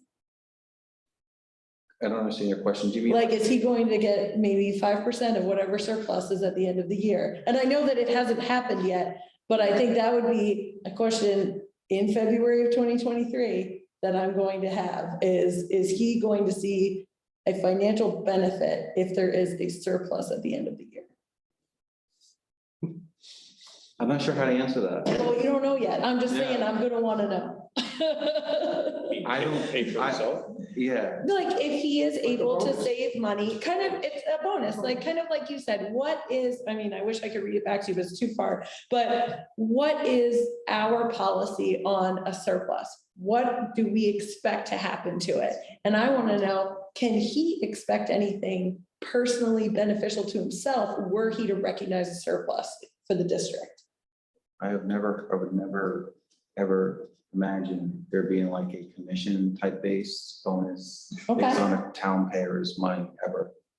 All right, That'd be not, in my opinion, ethical. okay, Because if you're trying to freeze the budget, which should be invested into our schools and. It could create a perverse incentive, I think is what you're saying. Yeah, Around the budget management. Yeah, Right. you But Vicky's know, just asking questions, so Yeah. you can say, yeah, No. good question. you don't. anticipate well, and it that. hasn't happened yet, so you don't anticipate that. We haven't, so. In reality, I mean, any manager, if he does a horrible job, he probably doesn't get the increase that he normally would, but if he does a great job, that's part of the merit program. But we've never heard that particular inclination that you just laid out. Right. It's never been knowingly out here. But obviously, if a guy does a great job or a woman, they get a better deal, but it's part of the whole merit program. So that would be in the budget, wouldn't it, the merit Right. increase? You guys would see that. So our job as a board, we evaluate the superintendent of schools. So, Fiscal management. and so, yeah, so I'm sure, I know where I don't know if you're still working there, but they have a policy in place in which they review their candidates, and based on that, there's a certain percentage potential that goes and stuff like that. So in order, as a board to review the superintendent, it's important for us to have something in place that when it comes to looking at the goals he's met. So you remember, this is our second year of having goals for him, right? And then he's gonna bring his goals to us, in which will be, I think, in our next meeting. So those goals are things that we look at to see if he's attained those goals. And so when we recapped our goals in a couple of meetings ago, we discussed, did we make the target of Norm not talking more than 10 minutes in a meeting, for example, but stuff like, I did that. You promised. Yeah, I know, I promised 10 minutes, but our job as a board is, we oversee the superintendent of schools. So we want to have something as a board that we can reflect, that's a document that we can share and use. Debbie, Yeah, I just wanted to thank all those that input, Mark. I think what I was really looking for is that as we look to creating a fiscally responsible budget, which Yep. is our job, Yep. we want to create that. Yep. I would like to see follow-up as to the goals. For example, last year, we had 2 years now of it. Follow-up of those goals, how effective, do you feel that they were? Is there anything to show us? Like you said, was the money spent well? And the discussion I'm hoping as a budget committee that we can have is our boundaries, how we can frame our questions in order to take the information that you're going to be presenting to us, that the town will be presenting to us, and evaluate. Is that going to be fiscally responsible for our town? And have a means of evaluating that information. So are our goals, we recapped them earlier in the year and whether or not we attained them, or from what I recall, we retained all of them, except I think reviewing every single policy, and there's over 1,000 policies. That was really hard for us to achieve. But we go through them, and we determine whether or not we achieved them. And then we went through Mike's and you see if he achieved them. I'm not sure, are you suggesting our goals or goals that you guys want us to meet? That's where I'm a little disconnected. Well, as you go through the goals that you Yeah. have, like you said, often, excuse me, I did not take my allergy medicine before I came. As you go through the goals, like you said, sometimes they cost. And some of the goals that are set, they will be an expense. Yes. So we as budget committee need to see those goals. What is that expense? And try to determine, based on what you're sharing with us, why is that goal needed? Sure. And then some kind of a follow-up. Even if you're putting into it the grants, how are the grants doing? Share with us what might come through, what you hope that it might be used for. Then we can weigh everything, the goals that you've set before us. Is that asking too much? I don't think it's asking too much. I think where I'm struggling a little bit is these are school board goals. And now these are just off the press. So like, I can't say to the budget committee tonight saying that the warrant's going to be $1 for safety and security. when we No, haven't. as we progress. But I think we all know that everything that I know, I bring to you guys for you guys to know. I don't think there's ever been a thing where I've kept it in my pocket. And I think in this case, like, I want to be very clear that before we start our budgeting process, that our goal is to improve safety and security. That is clear as day on there, that there'll be a warrant and that we will provide financial support in our next budget. Now, you guys as a budget committee will decide whether or not the amount that we're allocating to that should be approved or not. Now, if you guys say no and we agree that we still want to have this warrant, that's a discussion we will have. But it's our goal as a board that we supported this, that we are going to have something to share to the town that they're going to vote yes or no. And I think, finish one thing, the number one thing that is really important to me on the finance part is how we can continue to minimize the unreserved fund balance and reducing that. Like, I don't want to see the surplus we are right now. I hate it. And I've made it very clear. And it's our goal to see that reduced over time. He has sat here and said it's not going to happen in 1 year. Not possible. Right. But remember, our evaluation of him is based on these goals. So if we have a surplus of, let's say, 800,000 last year and it's 1 million this year, then that's a deviation where I need a good explanation for it, just as an example per se. So I understand you want check-ins and stuff on that, and you kind of do get that in some of these goals. So every month you see where the unreserved fund balance is with reports from me.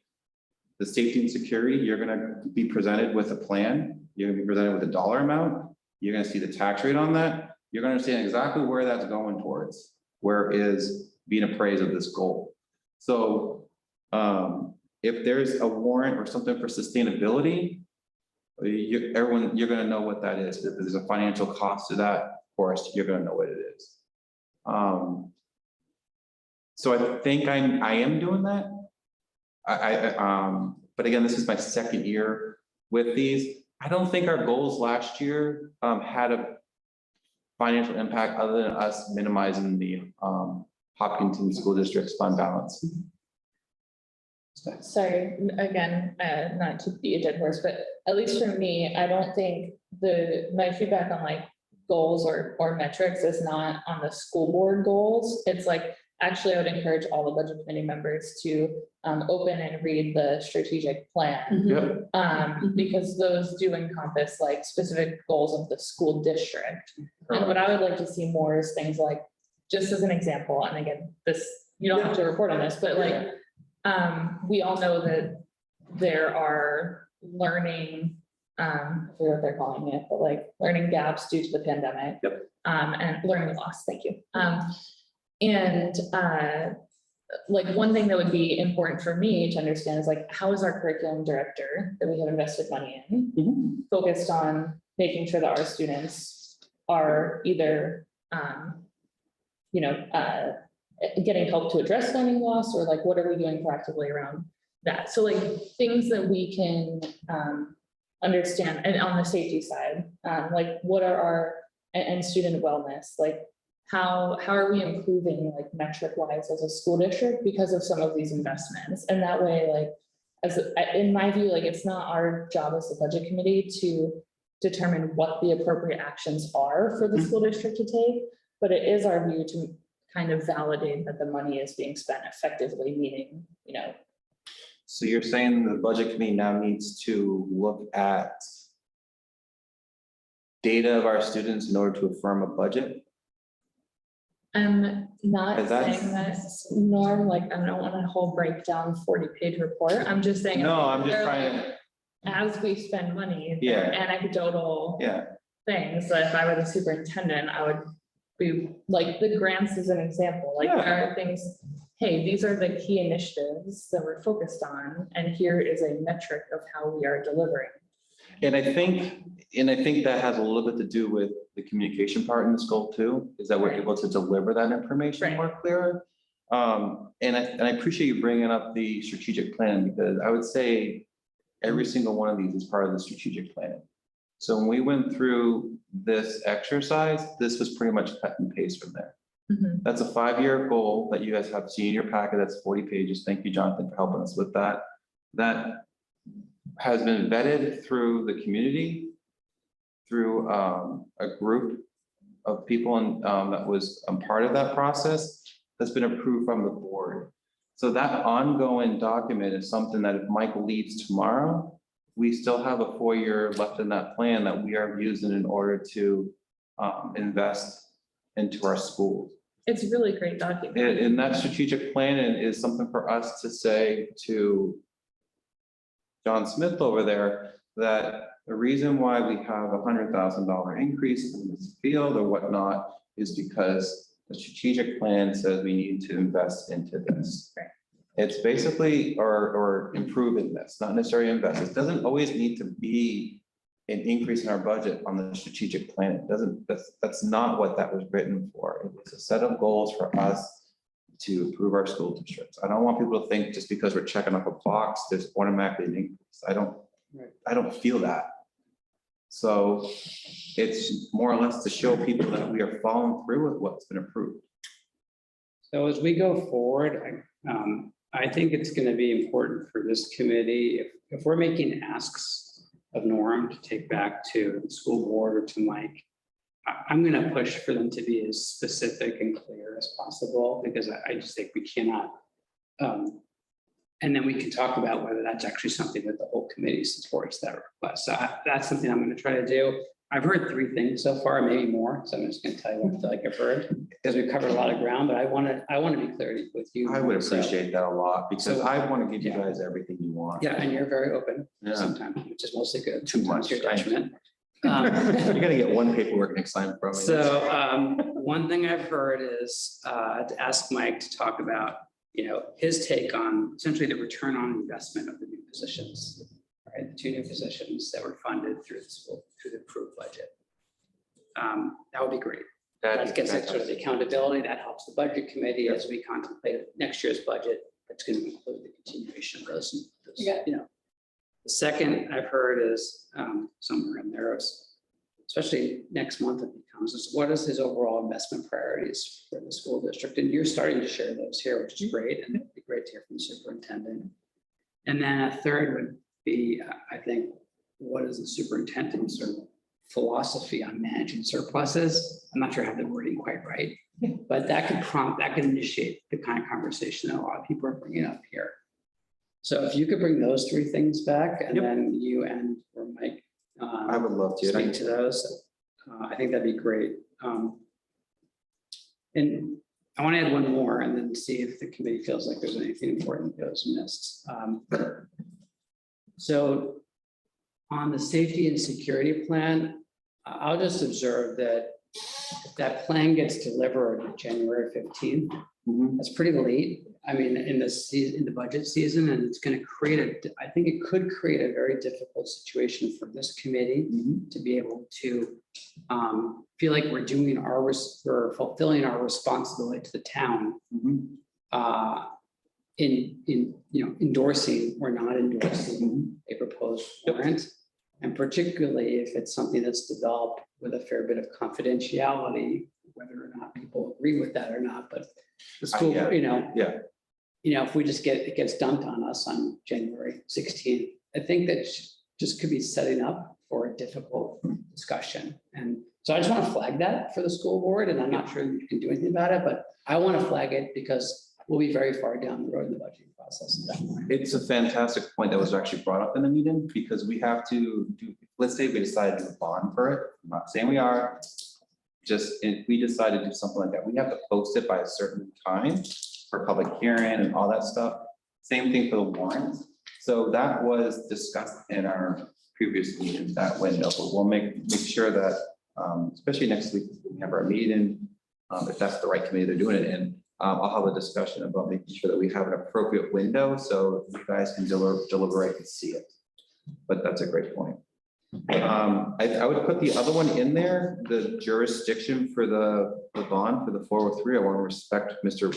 Houston wishes on that to kind of unpack that a little bit more, because I want to make sure it's clear what we can and cannot do with it, and whether or not it can be under bonded or not. That I do not know. All right, But, so what can the surplus bond dollars be spent Yeah, on? what can it be? So I think that'd be a great question too. Thanks. So, yeah.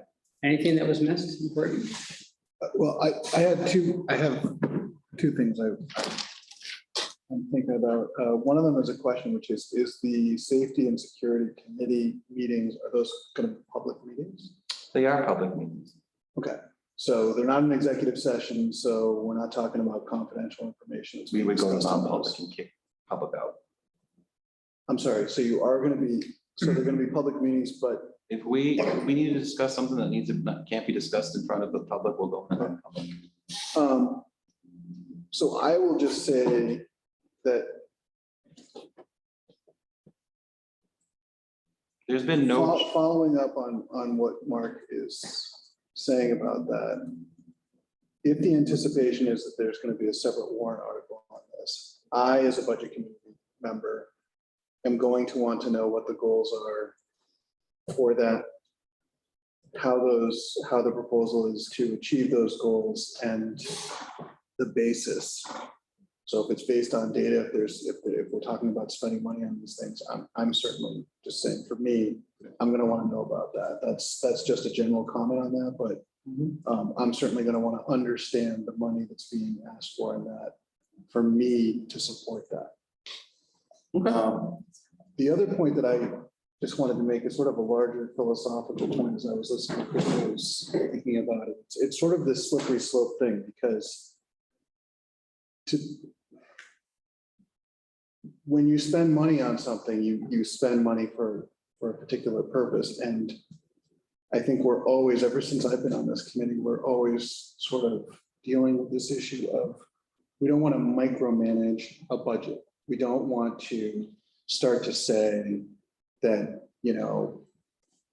you could have somebody doing this and also add this duty, and because we don't spend enough time to do that. On the other hand, we don't want to just rubber stamp spending money or approving budgets. So it's like, where do you, because if you get too far into the weeds to be conscientious in terms of approving the budget, all of a sudden you're micromanaging, and it doesn't work. So the question is where to find what's a comfortable space to be in for us. In my mind, it's a comfortable, where is that comfortable space? And certainly understanding the major expenditures in the budget and why they're being spent is something that I think makes some sense, but getting down in the nitty gritty about 5,000 here, 1,000 there probably is less so from me. When I see, larger expenditures, then I'm more interested in why is that money being spent, at least on some level, so that I can feel good about supporting it or not supporting it. So that's just a larger comment on it. And I'm saying it not to have you answer that, Norm, but just to say that this is what I'm thinking about when you go back, because you're being a liaison between two different boards, that's something that I'm thinking about, understanding. So that's just a comment. It's not a question, but that's just a comment and listening to everybody that I'm thinking about. So my comment back to you real quickly is that I'm happy to deliver what you guys need in order to affirm our budget that supports what you guys are looking for. That's always been my goal. And if it becomes a motion type thing where maybe it's not something that the board needs to provide, then that's something that, we'd be discussing delivered by you guys, but I understand what you guys are asking, but happy to help you guys wherever you guys need. You guys know that. I think it is helpful to know that not every board goal comes with a price tag. Not every checkbox in the strategic plan comes with an additional line item in the budget. Like, for example, and I get it again, if you don't have the specifics yet, but when it says the board will provide financial support in our next budget for improved communication. Mm-hmm. Does that just mean that you all are going to make sure that money that already is in the budget is going to be put toward this goal? Or does that mean increasing the budget, right? Mm. And you don't necessarily know the answer to that right now, but it's helpful to think about that. It doesn't necessarily mean that we need an extra 50 grand because we're hiring a web developer. Yeah, I don't know, because Mike's gonna make his own goals. So Mhm. Mike could say, you know what, in order to fulfill your goal, I need to do this, this, and this. Mhm. So he takes our goals and he executes his goals, and then they go to leadership and then down the whole school district.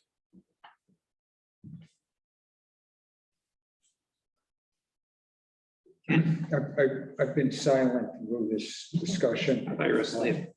And I really agree with Jonathan's comments. I've been concerned listening to everybody that we're getting into a slippery slope of micromanaging.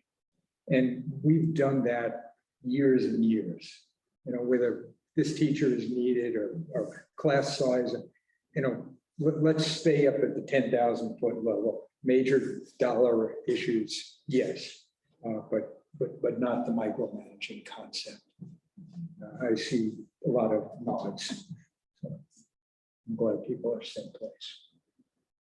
I have a question in the strategic Just a plan. moment. Oh, sorry. I just want to follow Please up go on that, ahead. if you don't mind. So Ken, I agree. And what that means might be a little bit different for everybody around this table, Sure. But I want to come back to the specific things that we asked of Norm. Overall investment priorities, some assessment, return on investment of positions, overall philosophy on managing surpluses, what kind of surplus fund dollars we spent on. Does that feel I is think that you. within your comfort zone of like what you think is You appropriate? accomplished it on a high level. Yeah, And that's. staying above the 10,000 foot Yes, level exactly. for you. Okay, I'm just testing because I think it's Yeah. helpful to see, does that fit within your thoughts around what micromanaging? We could even call it 100,000 foot level. Vicki, back to you. In the strategic plan, under the SWOT analysis of facilities and grounds, the first bullet point under weaknesses says inadequate space for instruction and storage. And I was just wondering if that is at one of the buildings or if that is a complaint that we have about every school. Yeah, sure.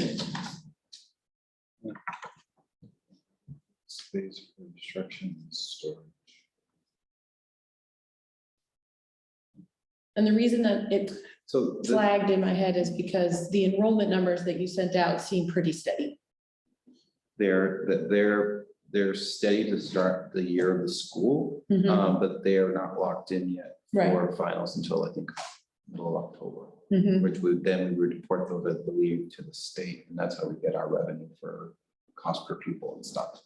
I think the strength and weaknesses was kind of like from what we heard from the community and their feedback. Okay. And all that stuff, because, I would say the inadequate space for instruction, Harold Martin's been great. Maple Street, we've lost a little bit of, I wouldn't say instruction, but like we did lose the conference room there, but it's now a area for special ed. Hmm. So you could say we lost I don't want to call them a medium place of storage, but we lost a place that was adequate space and stuff. But these were sort of stated things from the community that people felt that was a weakness. Got it. That was broken down. That was commonly suggested. So this is basically the feedback from the community that was pretty much highlighted. Does that make sense? Absolutely, Okay. absolutely, absolutely. Perfect. You know, we just completed this big project. And so then to see that there's inadequate space for instruction after this big I project. know, yeah, yeah. But, yeah, no, thank you. Okay, thank you. Yeah. Norm, what else did you have for us tonight? I'm not coming again now. Bringing it in for Landon? Done, no. Just want to keep my mouth shut. This is a great, no, this is an important conversation at this point in the budget process. Save all my questions for you next time. No, so we went through the financials, we talked about year-end balance. Let me just look at the packet, make sure you guys saw the enrollment that we currently have right now. I encourage you all to follow our budget process. You know, seeing it from the beginning, we record all our meetings, please follow them. It's really great to hear from the leadership teams, understand their wants and needs from their mouth instead of our mouths at times, because they're in the buildings, they're understanding what they need. Rich, I have an answer to your question. So the cost per pupil over at Harold Martin, based on the addition, but let's say third grade per se, which was the addition, is $12,500 per pupil, based on square footage of 1,000 square foot. Per classroom's 250 square foot. And then we did it by 80 students, like 20 for each classroom, results in 12,500. Okay. Okay? I want to make sure. Is that in the Vicky materials? got Norm? that for- No, I just, it's just Yeah. hot off the press. Can you just make sure that Vicky's clear on what the question was that you're. From asking, April? you're answering? Right, your question Oh, from this year. April, yeah. I can go back to It the was a minutes. question, it was a question in the minutes. Mhm, Rich asked. yep. The cost per pupil over at the addition is 12,500 per student, based on the third grade class. Okay. Can I suggest that that be added to the materials that come to our next meeting, so we could just add that in? I got it right when I was coming into. Right, no, I'm not criticizing, I'm just saying, Like, if it was a memo or something, then we could just attach it to the next one. yeah, so Might be a good thing to have in, you know, The for the next future. meeting. try to do like a memo. I can do that. Yeah, I wrote it when I pulled over and I wrote it. Just Xerox that, put memo on the top. Is it sufficient to have it in the map, in the minutes? I mean, I guess so. I was just it's- trying to save. Okay, so $12,500 per pupil for the addition based on 80 students. 80 students, Okay, 1,000 square foot for a total of 4 classrooms. So when you divide that by 4, you get 250. And the total cost of the whole thing, $1 million. And then we divide that by everything, 12,500. By the students. 12,500. for the classroom space. Correct. Rich, does that answer your question? Yep, thank you. You're very welcome. Sorry it took so long to get to you. You don't have to say sorry. Yeah. I am a very patient Summer man. for that. I have been waiting since the last meeting and I got it today. So, You're the best, Matthew. on that note, I'm leaving now. I am all set. Norm rests. Norm, would you like a cookie? Any further questions for the witness? Pass them around, please. Okay, thank you very much, Norm. Well, thank That was you. a great report. We're calm under fire for the most part. Yeah, sorry if I got a little under the collar. I love you all. Okay, well, put that in the minutes. Norm loves you all. Okay. Okay, we are gonna go over to you, Don. For the Kentucky. I'll guarantee you this will be shorter. The budget's a little small. Everything's going along fairly well at the Kentucky Village precinct. Major project this year was changing out the media up at the Boundtree plant. That's involved 2 basic areas where the raw water flows through this, it gets a lot of the contaminants taken out. Project that was done this summer. It was probably anybody who lives in the precinct realizes that the water was put under restricted use this year for a period of weeks, and that's why it was, so we could restrict it going through there, yet get ready for the fair, and it's a major consumer. But the budgeted amount for that was 70,000, it came in at 21,000, so it was quicker and better and cheaper, so that was a good deal. I'm sorry, 20 what? 21. 21. Thank you. The second good news is that the new precinct manager applied for a grant from the state government. And he got a grant for $100,000 to start the process for an asset management program, which basically will study everything above the ground and below the ground. You want to know where a shutoff is, it'll give you a GPS or right where it is. And it gives you a complete analysis of every asset that we have, again, above and below, and a plan for fixing whatever needs to be fixed. The longevity of what it is, there's pipes in there that, probably 30, 40 years old need to be progressively fixed. But that's the beginning of a plan we've been trying to do that for a decade now. So it was good to get that kind of a grant. Just as a fun fact, during the fair, during the August flow, which involved that, the plant processed 6 million gallons of raw water and produced 5,500,000 gallons of filtered water. The difference is what they use for backwash to keep that new media cleaned out. It's just kind of an interesting order of magnitude of how much water is going through there. Your precinct's probably a little smaller than that. So 6 million gallons in 30 days? Yeah. Can I ask a stupid question, Don? There are no stupid questions. Where is the boundary plant?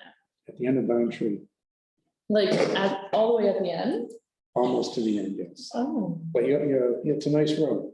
no, but I live on Clement Hill, so I drive on Boundary every day. So that's what I was It's wondering. going out, it's on the right, there's a Yeah. giant tank that holds 600,000 gallons. And a little building in front where the water comes in and gets filtered and processed. Before you get to the intersection with Clement Hill? Also be No, beyond. okay, way, It's all the near way at the end. near the end. Okay. It's on And the then you paved pump the part. water all the way back to the Oh, town? it's gravity. That's the uniqueness of this pond. It's gravity fed and yet there's 130 pounds pressure downtown. You Genius. learn something new every day. Genius Yeah, when I'm they glad did I this. asked. Thank you. Okay. Picked a good spot, that's for sure. Pardon? You picked a good spot. Oh, that was genius. The old timers did. Yeah. Back to the report that you have here, there's, everything is fairly decent on it. There's one item that was a mystery to me, and I haven't got an answer yet for it. On the about 6th, 7th line down, it's the connection fees of $27,000 that's been received, but was not budgeted. Don't know what that is about yet. So next time around, I'll report that back to you. Other than that, everything is going fairly normal. I'm not sure I heard you, Mr. Houston, but on line 4332-01, the maintenance and service. Am I reading that it's overage of 12,386? 433. 4332.01, maintenance service. Yep. It was budgeted for 53,000 and I see 12,386. Was there some serious work done? There was a lot of serious work done, but that will probably be remedied when the finances get done. Okay, well, once it's balanced or something. Okay, I was just curious. Manipulated, Wilson. No, Okay, but we're well within budgets. yeah, no, looks great. Any questions? Thank you, Don. Well, thanks. Okay, Vicky, have a report at all for the precinct? I mean, I have 731 financials. And I have a little note from our treasurer that says the town forgot to make the tax payment at the end of June. So it looks like we're $7,000 behind. And she said that, I followed up with her because it's from July 31st. We did receive the money, but she didn't send me updated financials. But it's pretty small beer compared to the rest of what we're dealing with here. We're $7,000 shy at the end of July. And our biggest expense at the end of July was that year to date, we had spent $4,700 on the electricity of the lights. But this doesn't show the water board, and the water board is where all of the interesting stuff happens, because that's, the major project that happened on Briar Hill Road, where they replaced our tanks that had been flagged by DES for many years as being inadequate. So I promised to come back with more interesting information about like tens of thousands of dollars that were spent on big tanks of water on Briar Hill Road. But I only have the precinct information here, which, like I said, is less than $10,000 spent by July 31st. Very good. $7,032 spent by July 31st. But in theory, this board has nothing to do with the water. Nope. Or Right, the Hopkinton with Water the, Precinct is not under. right. So you could tell us, but we're not gonna do anything with that information. We'll just get really mad at you. I like to hear about it. I don't actually get the Hopkinton not on the Village water. Precinct water, so it's just it's the same as it is to you all about how it's just facts to me. Great, I'm sorry, I don't have more information. you should be, thank you for that. Okay, well, I do not see, it's our public comment session. Are you here just hanging out? No, Kelly is our, Great. Oh, Kelly. She's our tech guru. Yes, thank you. Finance director. Thank you, Kelly. We've been emailing, but I've never actually met you in person. I don't see anybody on the Zoom. So we'll close the public comment session and ask if there's any other business tonight. what's the date of our next meeting?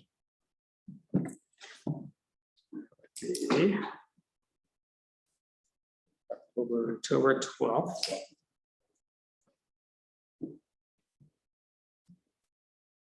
When I may also ask Vice Chair Cohen to start the meeting, so I have a meeting that runs till 6. It'll cost you. When is the next meeting, Mark? October 12th. You know your meeting schedule a month from then? God. You're good. Be fresh from Germany. Great. Business trip, 10 days. I do have a topic I'd like to bring up. Yes, please. Our favorite old one, the road financing. What? Road financing. Road financing for road improvements. That's the second elephant in the room. We got the school taken care of. And now we need to think about, getting whatever money we need for the future for the roads, because they're certainly getting worse and worse. If that's the correct word. And alluding to that, I'd like to ask for a report done by the highway department, which they did 2 years ago, which is a list of all the roads and the required treatment for the roads in Hopkinton. And currently, that report was an $8 million estimate of what it is, with the prices that are currently available 2 years later, plus the fact that more deterioration, it's probably going to be more than $8 million.